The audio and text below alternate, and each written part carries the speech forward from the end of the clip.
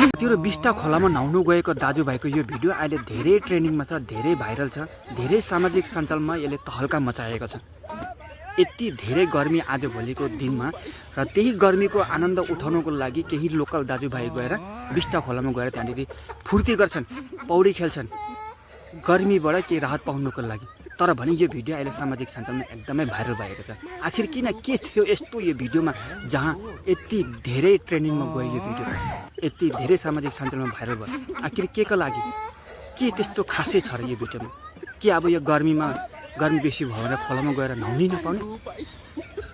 के आखिर गर्मीको लागि राहत पाउनुको लागि खोलामा गएर इन्जोय गर्नै नपाउने?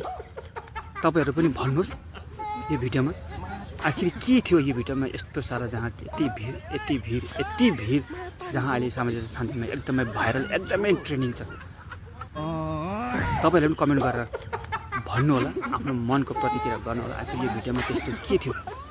यो भिडियो अहिले धेरैजना मान्छेले सेयर गरिरहेको छ। के कारण, आखिर किन? यो भिडियो पनि तपाईँले सेयर गरेर सबैलाई पठाउनु होला है त।